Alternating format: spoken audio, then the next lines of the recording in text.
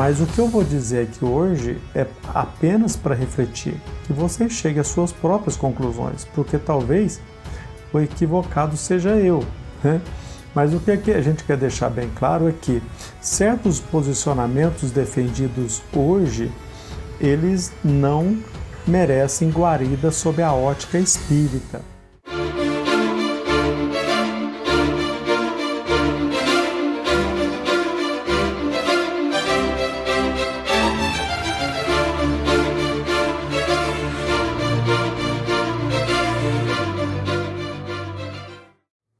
Bem, meus amigos, é um prazer, é uma satisfação imensa nós estarmos aqui mais uma vez com vocês para estudar um pouco a mensagem de Jesus, o Evangelho do nosso Mestre, dos Mestres.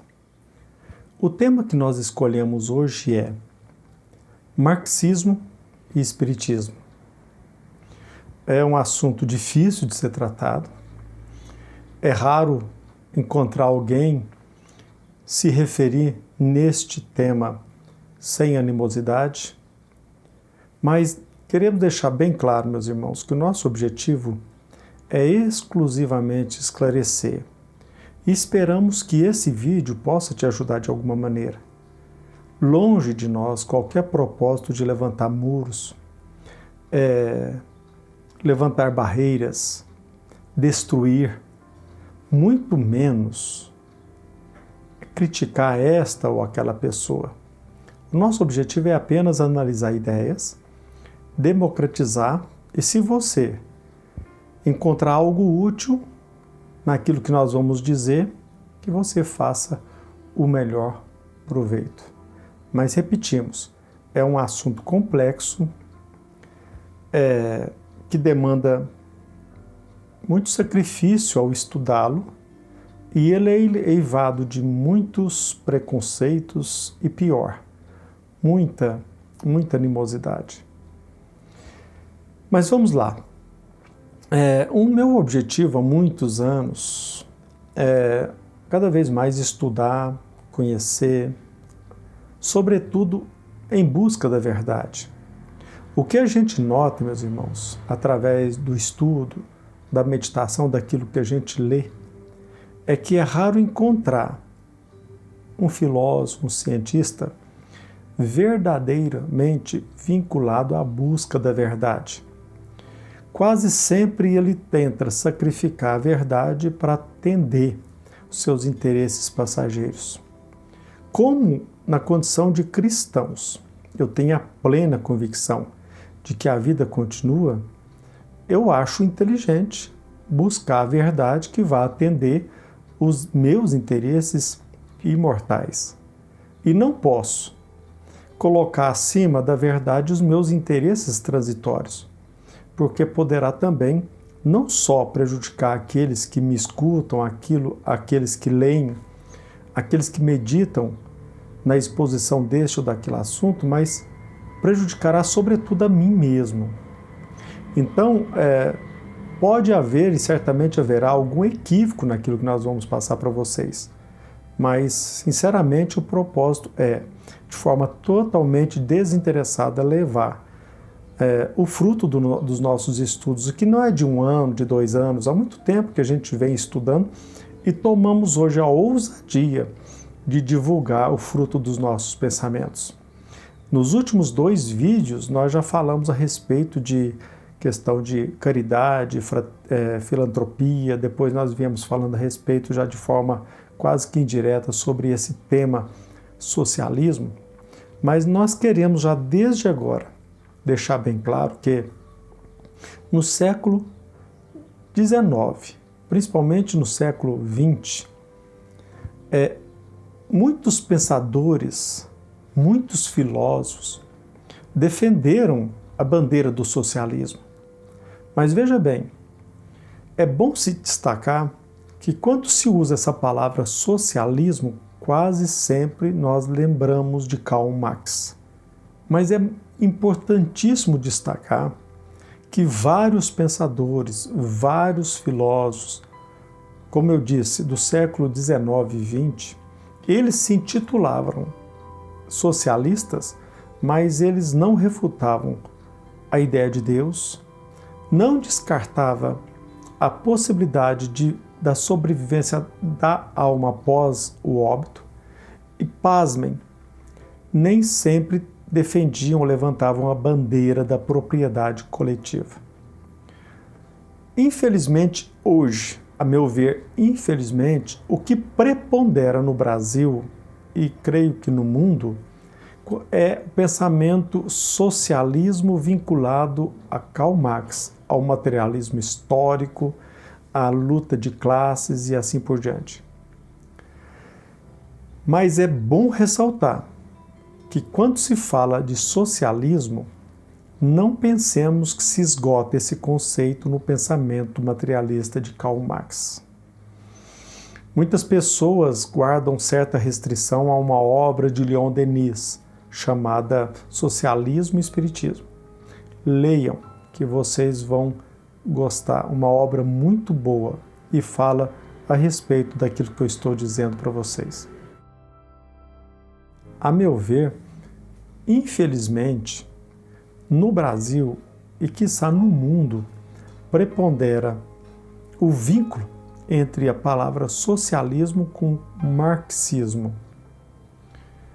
Karl Marx, ele nos apresentou a bandeira do materialismo histórico, que através da luta de classes, ele dizia que era necessário que a classe menos favorecida usasse, se necessário, da violência, da luta armada para ocupar o poder.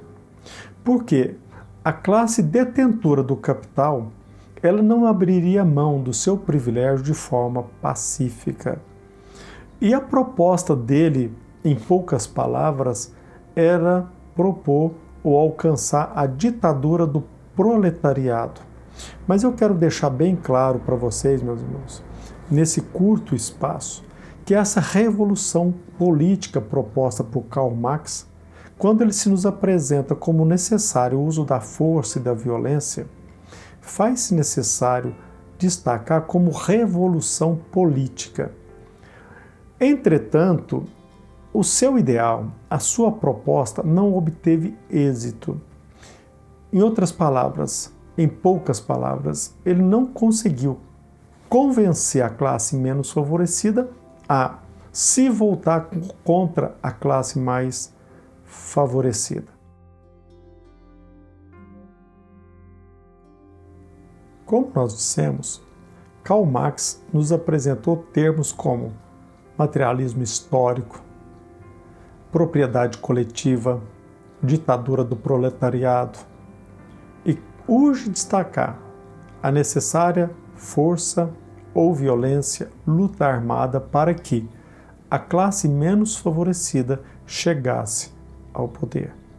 Ele nos apresentou o edifício social, destacando que a estrutura era representada pelas forças econômicas e que todo o edifício se mantinha em pé por conta da superestrutura.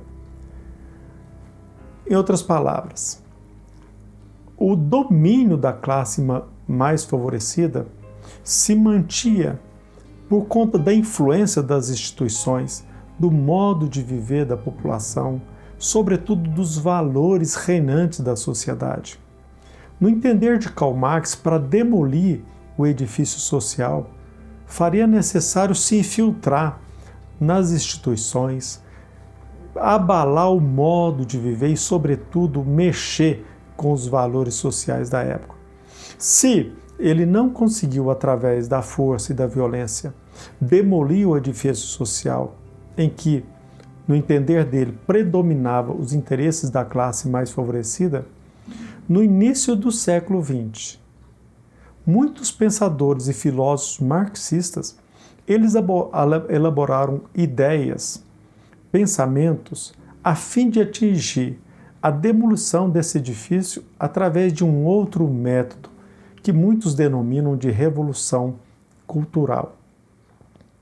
Karl Marx se nos apresentou a revolução política, onde se destaca o uso da força e da violência. E esses pensadores, inclusive da escola de Frankfurt, nos propõem a revolução cultural, cujo propósito é infiltrar muitos pensadores marxistas nas instituições, nas escolas, nas universidades, para que pudesse arruinar a família a fim de destruir o Instituto da Propriedade Privada. Então, veja bem, se não se conseguiu, através da força e da violência, destruir o edifício social, destruir essa luta ou aniquilar com essa luta de classes, optou-se então pela manipulação, pela infiltração. E é bom que se diga, faz-se necessário esclarecer, porque muito pouco se fala a esse respeito. O objetivo destes manipuladores, dessas pessoas que se dizem marxistas e que se infiltram nas universidades, na escola e até mesmo no Estado, pasmem, grave isso, é destruir a família. Porque no entender deles, a família não apenas reproduz biologicamente, mas reproduz os valores dominantes da sociedade. No entender deles, repito, destruindo-se a família, haveria condições que se alcançasse a revolução, a reforma social na sua estrutura.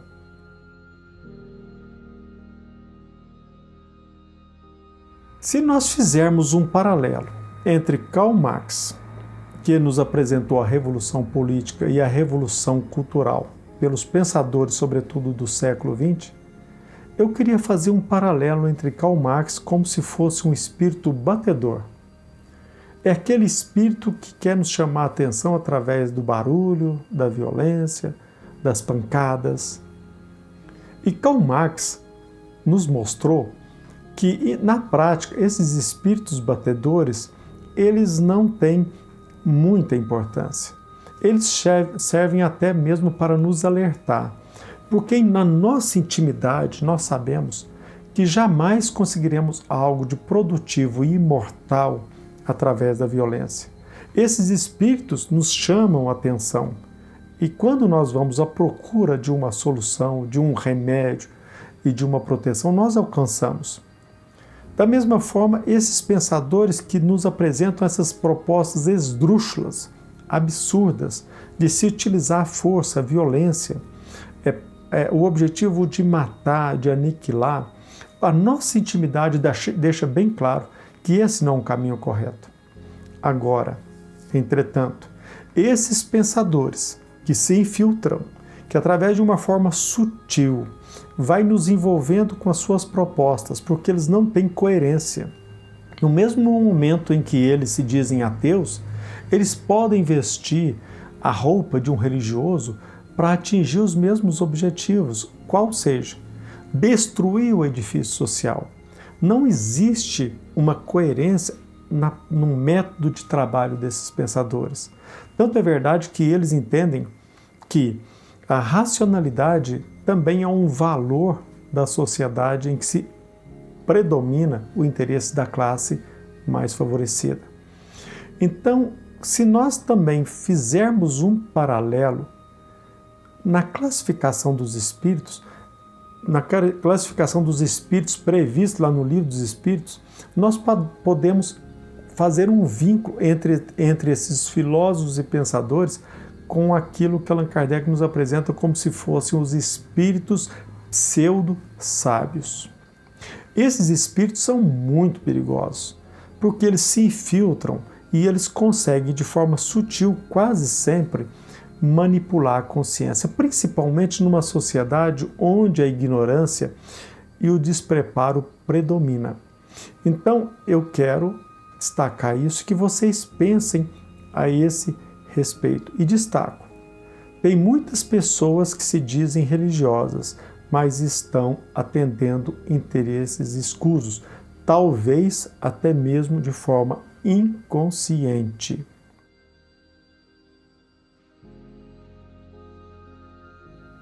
Veja bem, quando eu iniciei esse estudo de forma mais profunda, eu comecei a ficar assim meio espantado, surpreso, boquiaberto. Por quê? Porque por mais que a gente se vigie, nós temos uma tendência à idolatria. Por mais que a gente às vezes rotule como admiração, nós temos que ter um cuidado muito grande para que essa admiração não se transforme em idolatria. Quantas e quantas ideias e pensamentos eu desenvolvi por abraçar. De forma inocente, muitos pensamentos que nos foi apresentados em palestras e até mesmo em livros. Quando eu comecei a analisar a vida de forma profunda de Karl Marx, basta você estudar com sinceridade a sua biografia, você poderá contrastar, perceber o contraste entre a sua vida intelectual e a sua vida moral. Mas para isso precisa fazer uma análise detida e cuidadosa. Quantas e quantas vezes a gente assiste, se depara com palestras em que nós somos levados a pensar desta ou daquela forma, e se nós não tivermos cuidado, a gente se deixa enganar. E nós temos notado, hoje principalmente, a omissão de muitos palestrantes que desfrutam de prestígio no movimento social, que não tratam de forma aguda deste assunto, mas proliferam ideias que atendem os interesses materialistas do pensamento marxista. Para vocês terem uma ideia, eu quero destacar, por exemplo, um autor que eu admiro muito, e me ajudou e continua me ajudando, porque sempre eu releio as suas obras, hoje, com muito cuidado. Não somente a obra dele, mas toda e qualquer obra deve ser lida de forma cuidadosa. Mas Herculano Pires, ele escreveu um livro chamado Os Filósofos, e ele faz, a meu ver, um paralelo muito inconveniente, muito embora ele deixe bem claro o seu posicionamento, mas ele faz um paralelo entre Karl Marx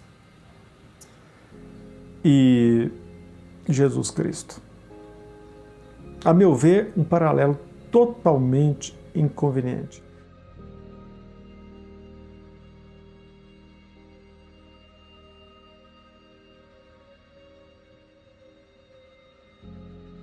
Existe uma frase de Herculano Pires no livro Os Filósofos em que ele diz assim: apesar das divergências profundas, os dois judeus, tão distantes na história quanto no plano das ideias, e ao mesmo tempo tão próximos no plano étnico e nos objetivos. Esse é um paralelo em que ele faz entre Marx e Jesus. À medida em que nós vamos estudando, à medida em que a gente vai se aprofundando no cristianismo, a gente vai ficando assim cada vez mais admirado pela mensagem de Jesus. Veja bem, ele deixa bem claro que esses dois intelectuais, eu não gostei muito de usar essa palavra intelectual, porque Jesus Cristo, ele sobressai em todos os aspectos. Mas veja bem, quando ele faz um paralelo entre Jesus e Karl Marx, ele deixa bem claro, tão distante no plano das ideias.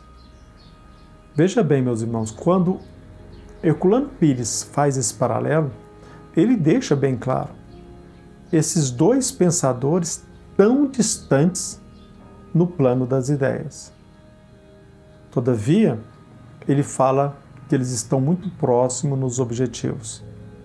Veja bem, Jesus Cristo não tinha o mesmo, ou não nos apresentou o mesmo objetivo apresentado por Karl Marx. Mas nós entendemos o que Herculano Pires quis nos dizer. Apenas destacamos que devemos tomar muito cuidado. O que eu quero dizer, meus irmãos, é o seguinte: por mais que nós admiremos uma pessoa, um escritor, um autor, um palestrante, nós temos o dever de ter muito cuidado, muita atenção nas defesas, nas teses, na teoria, no teor da palestra, no teor do livro. Eu quero destacar, para vocês terem uma ideia, uma escritora e palestrante espírita e que desfruta de muita credibilidade no meio, no movimento espírita. E quero deixar bem claro, é uma pessoa que eu respeito, é uma irmã nossa que tenta levar da melhor forma possível a sua colaboração. Mas veja bem,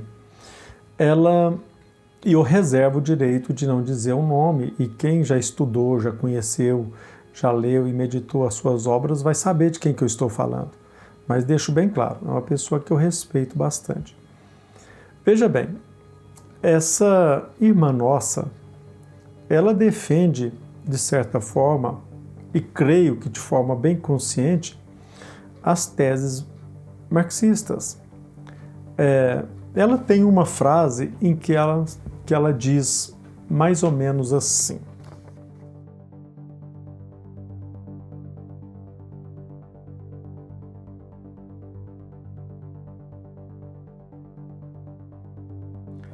apesar de o movimento espírita brasileiro revelar traços conservadores, existe um espiritismo à esquerda e que descende do espiritismo francês.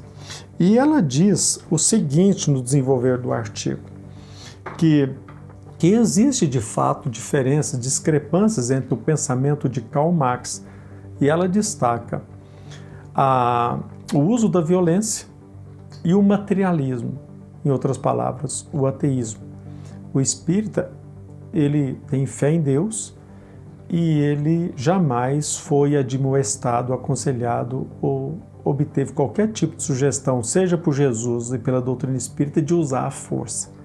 Mas ela diz que existe um liame entre o marxismo e o espiritismo, que é em ambos, buscar a propriedade coletiva.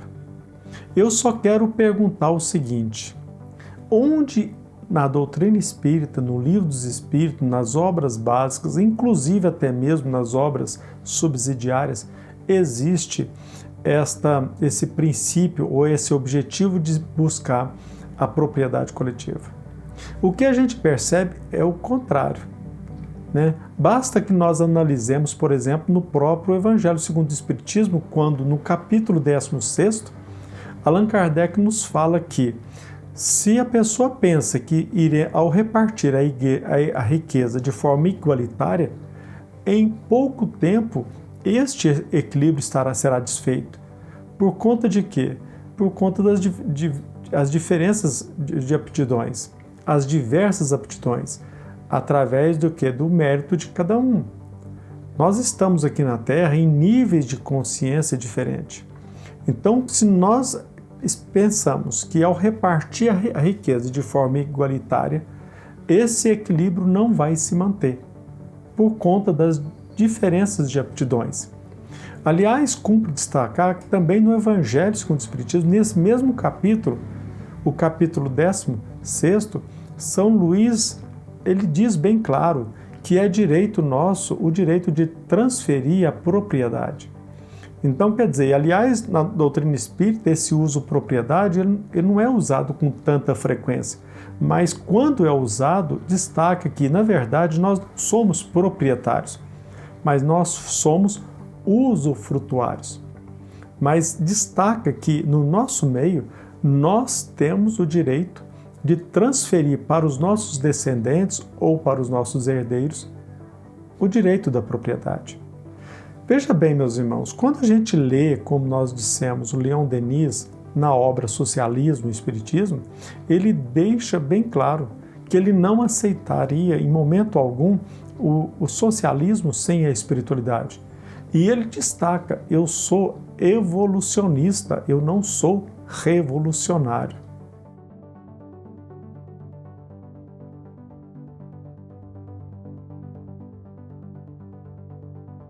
Urge destacar que Jesus nunca pregou a violência. Em nenhum momento ele defendeu o uso da violência. É verdade, tem muitos irmãos nossos que dizem: Jesus Cristo deixou bem claro, eu não vim trazer a paz, mas a espada. Todavia, ele estava se referindo ao fato de que as suas ideias não seriam aceitas de forma pacífica. Tanto é verdade que quando ele estava sendo preso e Pedro usou da espada e cortou a orelha de um dos soldados, ele disse imediatamente: Pedro, embainha a tua espada. Porque aquele que usa a espada para ferir também será atingido pela espada. Então, em nenhum momento ele admoestou, ele aconselhou o uso da violência. E se nós tivermos um tempo e procurarmos no Livro dos Espíritos, na questão 801, você irá perceber que os Espíritos nos falam que é insana a proposta de igualdade absoluta da riqueza. Mas Allan Kardec chega e pergunta, olha, mas tem muitos filósofos, muitos pensadores que defendem a ideia de que o remédio para a sociedade é a igualdade absoluta das riquezas. E o que os espíritos responderam? Basta olhar lá na questão 811. Estes pensadores são sistemáticos ou ambiciosos, cheios de inveja. Veja bem, estes pensadores são ambiciosos, cheios de invejas ou sistemáticos. Veja bem, meus irmãos, na questão 801 está bem claro. Esses pensadores que defendem a igualdade absoluta da riqueza como remédio para os males sociais, os espíritos dizem que esses pensadores são sistemáticos ou ambiciosos, cheios de inveja. Existe alguma dúvida? Em algum momento o espiritismo defende a bandeira da propriedade coletiva? Creio que não.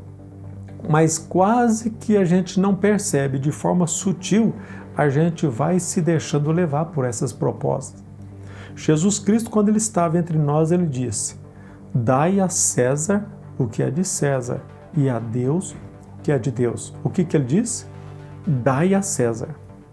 Meus irmãos, o Estado é que tem que ser dependente do indivíduo. E veja bem, que vocês entendam bem o conceito deste termo que apresentei, dependente. Quer dizer, nós não podemos nos tornar dependentes do Estado.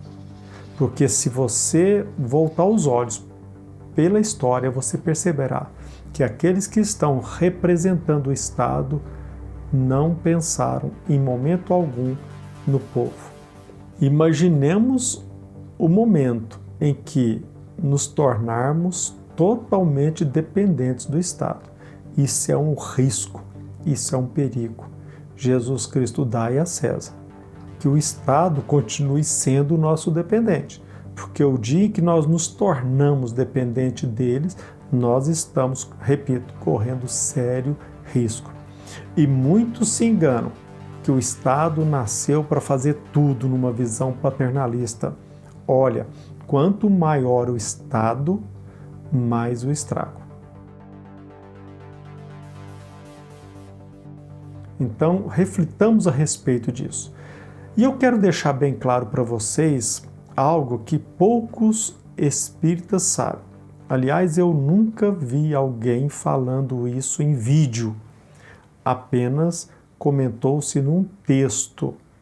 Mas existe grande probabilidade de que Karl Marx tenha participado de uma reunião espírita no dia 30 de abril de 1856, na casa do Sr. Rustam.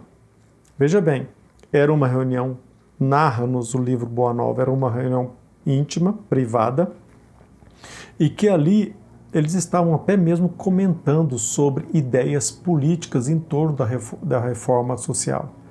O dia que nós tivermos um tempo, você tiver um tempo, estude o momento político e econômico em que a Europa passava nesta época, em 1856. E eu quero deixar bem claro, Karl Marx, ele quase sempre foi expulso dos países onde ele se encontrava, seja na condição de estudioso, de jornalista. E naquele momento ele não poderia permanecer em Paris. Interessante notar que nesta passagem, lá em Obras Póstumas, fala a respeito desse participante, que ele não é nomeado como Karl Marx, mas como a letra M. Por quê? Porque ele era obrigado a não se colocar em evidência. E ele era uma pessoa envolvida com negócios políticos de opiniões radicalíssimas. Toma um tempinho e veja no livro Obras Póstumas. Interessante que ao iniciar-se a reunião mediúnica, os espíritos trazem a seguinte mensagem apontando para o Mr. M, ou o Sr. M.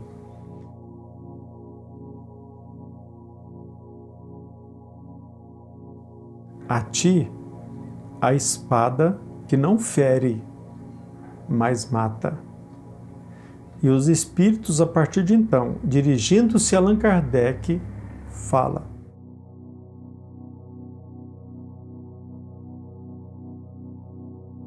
bem, meus irmãos, é muito provável que Karl Marx tenha participado dessa reunião. Muito embora, como nós dissemos, os espíritos se referiram a ele como uma pessoa que alimentava opiniões radicalíssimas e que ele era obrigado até mesmo a não se colocar em evidência, num determinado momento eles se referem a M, ao Mr. M, como um homem brando. Veja bem, mas nessa mesma passagem os espíritos disseram: a ti a espada que não fere, mas mata. É interessante nós lembrarmos do seguinte: quase sempre nós não percebemos que certas ideias sedutoras, certos pensamentos, certas ideologias fascinam, mas na verdade elas trazem e provocam verdadeiras desgraças. Pensemos a respeito disso. E olha, na questão 922 do Livro dos Espíritos, a espiritualidade nos apresenta algumas dicas para que nós possamos nos aproximar da felicidade. A questão 928 nos fala que para sermos felizes, nós precisamos ter fé em Deus, a posse do necessário e a consciência tranquila.